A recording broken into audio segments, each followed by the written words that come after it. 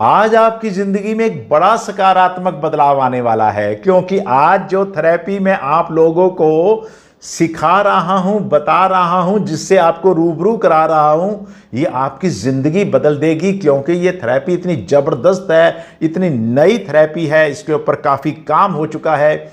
विशेष रूप से जब बात आती है ओसीडी की, जैसा कि आप लोग पता है कि ओसीडी एक जिद्दी बीमारी है, बहुत मुश्किल से जाती है। इस थेरेपी के इस्तेमाल करने से आपको चुटकियों में फायदा नजर आने लग जाएगा।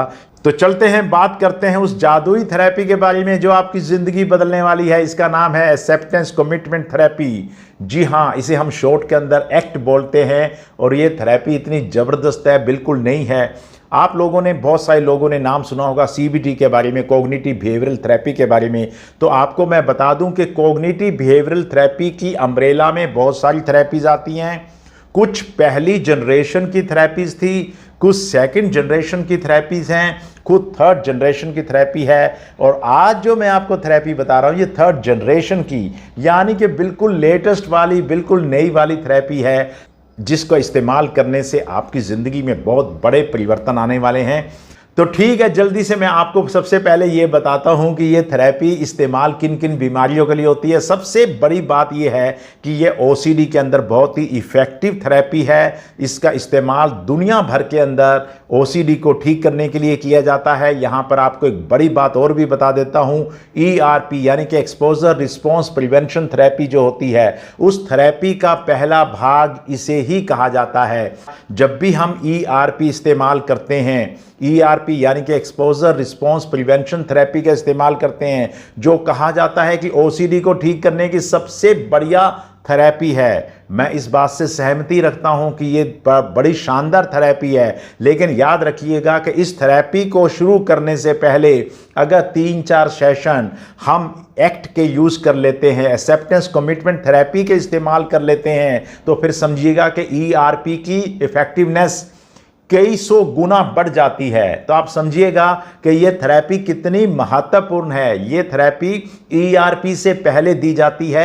ERP की ये एक एडजंक्ट थेरेपी की तरह इस्तेमाल की जाती है।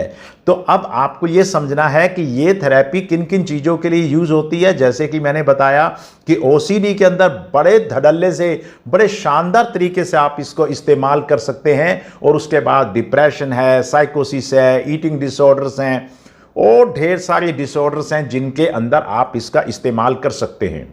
अब आपको ये समझना है कि ये साइकोथेरेपी काम कैसे करती है। ये बाकायदा से आपकी अंदर एक खास किस्म की साइकोलॉजिकल फ्लेक्सिबिलिटी लेकर आती है। ACT का जो पहला पिलर है, सबसे पहले हम उसके बारे में बात करते हैं, और ये पिलर है एक्सेप्टेंस। जी हाँ, आपके अंदर साइकोलॉजिकल फ्लेक्सिबिलिटी पैदा करने के लिए सबसे बड़ी चीज है एक्सेप्टेंस। आपने देखा होगा कि जो लोग OCD से पीड़ित होते हैं, अगर आप OCD से पीड़ित हैं या किसी भी बीमारी से पीड़ित हैं, तो आमतौर पे आप उस बीमारी से या OCD वाले अपने मन के अंदर आने वाले ऑब्सेशन से, चाहे वो संदेह के रूप में हो, इमेज के रूप में हो, इंपल्स के रूप में, कैसी भी चीज आपके मन के अंदर ऑब्सेशन के रूप में आ रही है, आप उससे बेहद ज्यादा भयभीत होते हैं, आप उससे डरते रहते हैं, आप उससे घबराकर भागे रहते हैं, आप किसी तरीके से उसको अवॉइड करने की कोशिश करते हैं। तो याद रखिएगा, इस थेरेपी का जो सबसे पहला पड़ाव है, सबसे पहला चरण है, सबसे पहला पिलर है, बहुत महत्वपूर्ण, वो है स्वीकार कर लो। ये एक जादुई मंत्र है। जब आपके मन के अंदर, मान लीजिएगा कि आपके मन के अंदर गंदगी का विचार आता है, तो अगर आपने उसको स्वीकार कर लिया कि मेरे मन में गंदगी का विचार आता है और मैं इसको स्वीकार करता हूं, मैं इस विचार को स्वीकार करता हूं और मैं इस गंदगी को स्वीकार करता हूं, मैं इस गंदी बात को स्वीकार करता हूं, मैं इस इमेज को स्वीकार करता हूं, मैं मन में आने वाले घिनौने विचार को स्वीकार करता हूं, तो याद रखिएगा कि उसी पल आपके दिमाग के अंदर एक बायोलॉजिकल चेंज आएगा। और बायोलॉजिकल चेंज ये आएगा कि जैसे ही आपके दिमाग में बहुत सारे विचार चलते हैं और वो आपके एमिगडाला तक पहुंचते हैं, एमिगडाला आपके पूरे दिमाग को हाईजैक कर लेता है, फ्लेयर अप हो जाता है, इमरजेंसी लगा देता है और किसी पार्ट को बोलने ही नहीं देता है। वहां पर जैसे ही आप कहेंगे कि भाई मैंने तो इस विचार को स्वीकार कर लिया है, मैंने तो इस विचार को एम्ब्रेस कर लिया है, मैंने तो इस विचार को हग कर लिया है। जैसे ही आप इस विचार को स्वीकार करेंगे, अपने गले से लगाएंगे, उसी पल आपके दिमाग के अंदर एक जादुई चीज होगी और वो जादुई चीज आपके न्यूरोलॉजिकल बेस में होगी। यहां पर आपके दिमाग के अंदर एक घटना घटित होगी और ये घटना क्या घटित होगी कि आपके दिमाग में जो आपके दिमाग का एमिगडाला नामक पार्ट जो है वो अक्सर ओसीडी के ड्यूरिंग आपके पूरे दिमाग को हाईजैक कर लेता है, फ्लेयर अप कर देता है, इमरजेंसी लगा देता है। वो थोड़ी देर के लिए शांत हो जाएगा, उसके अंदर वो चीज़ पैदा ही नहीं होगी और आपके मन के अंदर उस ऑब्सेशन को लेकर जो घिन आती है, आपके दिमाग में उस ऑब्सेशन को लेकर जो एक डर पैदा आता है, खौफ पैदा होता है, एक फियर पैदा होता है, एक एंग्जाइटी पैदा होती है, वो पैदा ही नहीं होगी। और इस बात को हमेशा ध्यान रखना है कि आपने आपके मन में जो भी नेगेटिव विचार आते हैं वो दरअसल आप नहीं हैं, लेकिन आपके एक मेहमान हैं, आपके दिमाग में आ रहे हैं। उनका अतिथियों की तरह स्वागत कीजिएगा, उनको स्वीकार कीजिएगा। जैसे ही आप उनको स्वीकार करेंगे, आपके मन के अंदर आने वाली जो कुंठा है, आपके मन के आने वाली जो फ्रस्ट्रेशन है, कॉन्फ्लिक्ट है, वो दूर हो जाएगा। आप याद रखिएगा, अगर हम बात करें हमारी जो स्पिरिचुअल गुरु हैं, जितने भी हमारे दुनिया में स्पिरिचुअल गुरुज हैं, चाहे वो किसी भी जाति के हों, किसी भी देश के हों, किसी भी धर्म के हों, सब ने एक ही बात बोली है कि सबसे बड़ा जादुई मंत्र जिंदगी में है स्वीकार करना। जब हम स्वीकार नहीं करते हैं चीज़ों को, तब हम उनके प्रति एक संघर्ष में खड़े हो जाते हैं। हमारे दिमाग में संघर्ष होता रहता है। ज़्यादातर लोग इसी तरीके से अपनी ज़िंदगी के अंदर बेहद ज़्यादा डिस्ट्रेस में रहते हैं, बहुत ज़्यादा तंग रहते हैं। अब आपको तंग रहने की ज़रूरत नहीं है, क्योंकि इस थेरेपी ने आपको यही सिखाना है। सबसे पहला कदम है कि आप अपने ऑब्सेशंस को, अपने दिमाग में आने वाली वो बातें अनैतिक हैं, जो वो बातें जिनको आप एक्सेप्ट नहीं करते हैं, वो बातें जो आपकी ईगो को हर्ट करती हैं, वो बातें जो आपके विचारों को हर्ट करती हैं, जो आपको झंकोर के रख देती हैं, जिनसे आप घिन आती है, आज आप उनको स्वीकार कर लीजिए, आज आप उनको एक्सेप्ट कर लीजिए, आज आप उनसे हैंडशेक कर लीजिए, आज आप उनसे दोस्ती कर लीजिए और आप देखेंगे कि आपकी जिंदगी बदल जाएगी। एक्सेप्टेंस कमिटमेंट थेरेपी का जो दूसरा बड़ा महत्वपूर्ण पिलर है, उसका नाम है इमोशनल डिफ्यूजन। जी हां, आपने देखा होगा, जब आपके मन के अंदर कोई ऑब्सेशन आता है, कंपल्शंस आते हैं, गंदे विचार आते हैं, घिन पैदा करने वाले विचार आते हैं, भगवान के बारे में कुछ बातें आ जाती हैं, कुछ शरीरों के बारे में चीज़ें आ जाती हैं, ये तमाम चीज़ें जब आपके दिमाग में आती हैं तो वो अकेली नहीं आती है, उसके साथ ढेर सारा इमोशंस भी होता है, डर भी होता है। देखिएगा, किसी के मन के अंदर अगर भय आता है तो किसी के मन के अंदर कोई इमेज आती है तो साथ में एक बड़ा सारा भय भी आता है। अगर किसी के मन के अंदर गंदगी के बारे में आती है, विचार आता है, तो साथ में घिन भी आती है। तो याद रखिएगा, हमारा जो दूसरा कदम है, एसीटी का जो बड़ा महत्वपूर्ण एक्ट का जो बहुत महत्वपूर्ण कदम है, वो है इमोशनल डिफ्यूजन। यानी कि आपने इसके अंदर अपने विचारों के साथ जुड़े हुए जो इमोशंस हैं, आपको उनको अलग करना है, उनको थोड़ा दूर करना है। अपने दिमाग को समझाना है कि मेरे मन में जो इस विचार को देखकर घिन आ रही है, ये जो नेगेटिविटी आ रही है, जो डर पैदा हो रहा है, ये दोनों चीज़ें अलग अलग हैं, हालांकि इन दोनों चीज़ों का जुड़ाव एक साथ हुआ है। अब बड़ी बात यह है कि हमने ये सब कुछ करना कैसे है। बहुत क्रियान्वित करने का बहुत ही आसान सा तरीका मैं आप लोगों को बता रहा हूं, और ये तरीका ये है कि इमोशनल डिफ्यूजिंग करनी है अगर आपने, तो आपको 2-3 टेक्निक्स में बड़ी प्यारी प्यारी समझा रहा हूं, आपने उनको समझना है। और याद रखिएगा, इन टेक्निक्स का सहारा लेकर आप घर में अपने आप को ठीक कर सकते हैं। अब हम बात करते हैं कि आखिर हम ये इमोशनल डिफ्यूजिंग करेंगे कैसे। तो मैं आपको बहुत सारी प्यारी प्यारी छोटी सी टेक्निक्स बता रहा हूं, जिनको आपने घर पे ही इस्तेमाल करना है, घर पे इस्तेमाल कर सकते हैं, अपने आप को ठीक कर सकते हैं। पहली ऐसी टेक्निक है नॉन जजमेंटल होना। अक्सर आपने देखा होगा कि अगर कोई व्यक्ति आके आपको कहे कि फलाना व्यक्ति आपके बारे में ये कह रहा है, फलाना व्यक्ति आपके बारे में ये कह रहा है, वो आपके बारे में बकवास कर रहा है, आपको गंदी गाली दे रहा है, तो जिस दिन वो रियल में वो बंदा आपके सामने आएगा, वो व्यक्ति आपके सामने आएगा, उस दिन अचानक आप उसको देखकर जजमेंटल हो जाएंगे, आप उसके बारे में नेगेटिव फीलिंग रखेंगे। लेकिन जब आप थोड़ी देर उससे बातचीत करेंगे, चर्चा करेंगे, तब आपको महसूस होगा, यार ये तो वैसा है ही नहीं जैसा इसके बारे में मुझे बताया गया था। इसका मतलब है कि आप पहले से जो जजमेंटल हो जाते हैं, आप अपने मन के अंदर नेगेटिव पॉइंट्स को भी ले आते हैं और आपके अंदर एक तरह से सिलेक्टिव एब्स्ट्रैक्शन होना शुरू हो जाता है। तो अगर आप चाहते हैं कि आपने अपने आप को, अपनी चीजों को स्वीकार करना है और साथ में आपने इमोशनल डिफ्यूजिंग करनी है, तो पहली चीज है कि आज के बाद आपने नॉन जजमेंटल होना है। कहने का मतलब यह है कि अभी आपको मैंने एक एग्जांपल दिया कि कोई व्यक्ति जो आपके लिए अच्छा है लेकिन लोग उसके बारे में आपको गंदी बातें बोल देते हैं, तो आप उसके बारे में भी जजमेंटल हो जाते हैं। इसी तरीके से आपके मन के अंदर आने वाले जो विचार हैं, जो वहम हैं, जो शक हैं, संदेह हैं, इमेजेस हैं, इंपल्सिस हैं, याद रखिएगा जब आप उनसे बिना जजमेंटल हुए मिलेंगे, जब आप उनके बारे में ये सोचे बिना मिलेंगे कि ये गंदे विचार हैं, तो याद रखिएगा कि वो आपको इतने गंदे महसूस नहीं होंगे, वो उतने गंदे होते भी नहीं हैं। इमोशनल डिफ्यूजन या कॉग्निटिव डिफ्यूजन का जो दूसरा जो महत्वपूर्ण टेक्निक है वो बड़ी प्यारी है, आप उसको इस्तेमाल करके देखिएगा। जैसे ही आपके मन के अंदर कोई इमेज आए, आपके मन में संदेह आए, आपके मन में शक आए, आपके मन में वहम आए, आपने हंस पड़ना है कि ये आ गया। जैसे ही आपके मन के अंदर वो हंसी वाली बात आएगी, तो आपके मन के अंदर जो इमोशन वाला जो एक एंगल है वो आना थोड़ा कम हो जाएगा। जब भी आपके मन के अंदर विचार आए, जैसे कि किसी के मन के अंदर ये विचार आता है कि अगर कोई मेरे पास से छिपकली गुजर जाती है तो मैं गंदा हो जाता हूं, तो ऐसे ही आप उस बात के ऊपर हंसिएगा कि आज ये छिपकली वाला विचार भाई फिर आ गया है दिमाग में, और आपको उसको लेकर मुस्कुराइएगा। आप उसके ऊपर गाने बनाइएगा, छंद बनाइएगा, पोइट्री लिखिएगा, कविताएं लिखिएगा। इस तरीके से आप उसके अंदर कॉग्निटिव डिफ्यूजन कर पाएंगे, आप उसका इमोशनल डिफ्यूजन कर पाएंगे।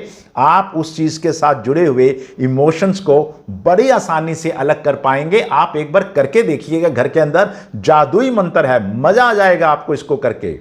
एक्ट का तीसरा पिलर बता रहा हूं, एक्ट का तीसरा पिलर है माइंडफुलनेस, यानी कि आपने वर्तमान में रहना है। याद रखिएगा, जब आप वर्तमान में रहते हैं तब आपके पास कोई भी चिंता नहीं आ सकती है, क्योंकि चिंता हमें फ्यूचर के बारे में होती है, पास्ट के बारे में होती है। हम पास्ट की चीज़ों को निकाल कर लेकर आते हैं। जैसे ही आपके सामने कोई भी ऐसा ऑब्सेशन आता है, कोई चीज़ आती है, सबसे पहला काम आपने रीलेबल का करना है। आपको याद होगा मेरी जो वीडियो है 4R के ऊपर, जिसके अंदर मैंने आपको बताया था कि जैसे ही आपके मन के अंदर कोई नेगेटिव चीज़ आती है तो आप उसी समय तुरंत उसके अंदर आपने क्या करना है, उसको रीलेबल करना है। ये नहीं कहना है कि ये गंदे विचार हैं, आपने कहना है कि मेरे मन में ऑब्सेशन आ रहा है, उसको रीलेबल करना है। विचारों को रीलेबल करना है, एंजॉय करना है विचारों को। जो भी नेगेटिव विचार आ रहे हैं उनको हंसकर लेना है। और सबसे बड़ी बात है कि वर्तमान पे आपने ध्यान देना है। आपके सामने आसपास क्या हो रहा है, कानों से आने वाली आवाज़ों को सुनते रहना है, सामने पड़ी हुई चीज़ों को ध्यान से देखते रहना है, महसूस करना है। अगर आप उस समय प्रेजेंट में रह सकते हैं, माइंडफुलनेस कर सकते हैं, तो याद रखिएगा माइंडफुलनेस और आपके मन के अंदर आने वाले जो ऑब्सेशंस हैं, जो पास्ट से जुड़े हुए हैं, वो कभी दोनों एक जगह एग्जिस्ट नहीं कर सकते हैं। अब मैं आपको चौथे पिलर के बारे में बता रहा हूं, और चौथा पिलर है आप खुद, यानी सेल्फ, आप। ये देखा गया है कि हमारी जिंदगी जो है पूरी एक कायनात की तरह बड़ी होती है, भव्य होती है। जैसे वे पूरा एक यूनिवर्स है, वैसे ही एक यूनिवर्स हमारे अंदर भी होता है। और हमने करना क्या है कि जो हमारे मन में इमेजेस आ रही हैं, विचार आ रहे हैं, ख्यालात आ रहे हैं, नेगेटिव जो बातें आ रही हैं, याद रखिएगा ये सारी की सारी चीज़ें जो हैं आपकी बुनियादी रूप से आप नहीं हैं। ये आप नहीं है, बिल्कुल नहीं है आप। ये इतने गंदे सोच जो आपके मन में विचार आते हैं, ओसीडी में अनैतिक विचार आते हैं, जो बहुत गंदे विचार आते हैं, जिनको आप सहन भी नहीं कर सकते हैं, जिनसे आपको घिन आती है, याद रखिए ये आप नहीं है। ये आपके सेल्फ का एक बहुत ही छोटा, जैसे आसमान के अंदर करोड़ों अरबों सितारे हैं, वैसी सितारों में से एक सितारा छोटा सा है। चूंकि हम उसको ज़्यादा उसकी तरफ ध्यान देते हैं तो उसकी तरफ हमारा ज़्यादा ध्यान जाता है। इसलिए आप अपने अंदर की कायनात को संभालिएगा, अपने अंदर की विशालता को महसूस कीजिएगा, अपने अंदर के यूनिवर्स को देखिएगा कि वो कितना विशाल है। और अगर फिर भी आपको ये बात समझ ना आए तो कभी आप खुले आसमान को देखिएगा, वो कितना भव्य है, कितना फैला हुआ है, उसी को महसूस कीजिएगा। ऐसा ही एक सेल्फ आपके अंदर भी है, आप अपने अंदर की विशालता को महसूस कीजिएगा। और ये जो ऑब्सेशंस आ रही हैं, ये जो बातें आ रही हैं, ये आपके उस विशालता और भव्य से भरे हुए कायनात का एक छोटा सा हिस्सा है। एक्सेप्टेंस कमिटमेंट थेरेपी का जो अगला पिलर है, दैट इज वैल्यू। वैल्यू का मतलब है कि आप जिंदगी में चीजों को कितनी प्रायोरिटीज देते हैं। अब मैंने ये देखा है कि आपको मैंने पहले भी बहुत बार बताया है और समझाया भी है कि हम क्या करते हैं कि कभी कभी चीजों को स्पेसिफिक लेने की बजाय जनरल लेने लग जाते हैं, हम उनको ज्यादा वैल्यू देने लग जाते हैं। हमारी जिंदगी की वैल्यूज जो हैं, हमारी जिंदगी जो प्रायोरिटीज हैं, वो बदल जाती हैं। जिन लोगों को ऑब्सेशन होता है, जिन लोगों को कंपल्शंस होते हैं, जिन लोगों को मन के अंदर नेगेटिव विचार आते हैं, मैंने देखा कि वो उन चीज़ों को बहुत ज़्यादा वैल्यू देने लग जाते हैं और धीरे धीरे उस वैल्यू के कारण उनकी ज़िंदगी का सारा झुकाव उनकी तरफ ही होने लग जाता है। उनकी ज़िंदगी की विशालता की तरफ ध्यान बिल्कुल ख़त्म हो जाता है। तो याद रखिएगा कि आप अपनी जिंदगी में और चीजों को भी वैल्यू दीजिएगा। आपके घर में आपके माँ बाप हैं, आपका जीवन साथी है, आपके बच्चे हैं, आपके आस पड़ोस हैं, आपके शौक हैं, आपके दोस्त हैं, आपके काम धंधे हैं, और हम एक छोटी सी चीज को, जो कि हमारी जिंदगी की कायनात का एक छोटा सा हिस्सा है, उसको हम पूरी जिंदगी के ऊपर लागू कर देते हैं और उसका नतीजा ये होता है कि हमारा सारा दिन फोकस उसी के ऊपर होता है। ये बिल्कुल ऐसे है जैसे कि आपकी शर्ट के ऊपर छोटा सा कोई निशान लग जाए तो आपको बार बार वही निशान दिखाई देता रहता है, हालांकि देखने वाले को पता ही नहीं चलता कि कोई ऐसा निशान भी है। एक्सेप्टेंस कमिटमेंट थेरेपी का जो लास्ट वाला पावा है, लास्ट वाला चरण है, लास्ट वाला जो पिलर है, इसका नाम है कमिटमेंट। कमिटमेंट का मतलब यह है कि आप अपनी जिंदगी के प्रति कितने कमिटेड रहते हैं, आप कितनी कमिटमेंट के साथ काम करते हैं। आप अपने जिंदगी की जो वैल्यूज बनाई है, अभी मैंने आपको पॉइंट बताया था, वो वैल्यूज जो हैं, आपके जो 5वां पॉइंट आपको मैंने वैल्यूज का बताया है, उन वैल्यूज को आप कितनी इंपॉर्टेंस देते हैं, आप अपनी जिंदगी को प्रायोरिटीज को कितना महत्वपूर्ण समझते हैं। अक्सर ये देखा गया, जब ओसीडी होती है, ऑब्सेशंस होते हैं, लोग अपने सारे काम का छोड़कर केवल उसी के ऊपर आश्रित होकर बैठ जाते हैं। तो याद रखिएगा, आज के बाद आपकी ज़िंदगी के जो शौक हैं, गाना सुनिएगा, अच्छा पहनने का मन करता है, घूमने जाने का मन करता है, काम पे जाइएगा, लोगों से मिलिएगा। तो कमिटमेंट वाला जो सेक्शन है, ये जो पिलर है, बहुत महत्वपूर्ण है, क्योंकि इस पिलर के माध्यम से आपने अपनी ज़िंदगी का विकास करना है। आपने अपने गोल्स के प्रति बहुत ज़्यादा कमिटेड होना है। अपने गोल्स के साथ साथ आपने अपने शौकों के प्रति, अपनी जो ज़िंदगी में फिज पैदा करने वाली चीज़ें हैं, उनके प्रति आपने ज़िंदगी को भव्य रूप से जीने का आज फैसला लीजिएगा।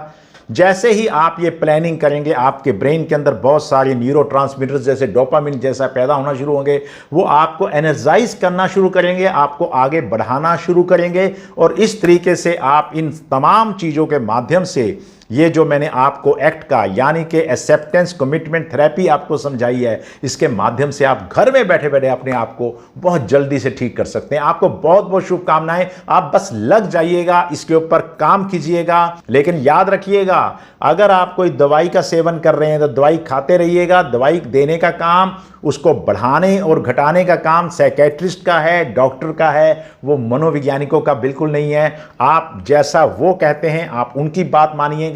और याद रखिएगा, ये थेरेपी जो है एक एडजेंक्ट थेरेपी की तरह इस्तेमाल की जाती है। आप अपनी तमाम थेरेपी जो इलाज चल रहे हैं उसके साथ इसको जोड़ लीजिएगा। और मैं आपको वादा करता हूं कि अगर आपने इसको 1 हफ्ता भी कर लिया तो आपको एक बड़ा आराम आने वाला है। और जब आपको आराम मिलना शुरू हो जाए तो मुझे जरूर बताइएगा।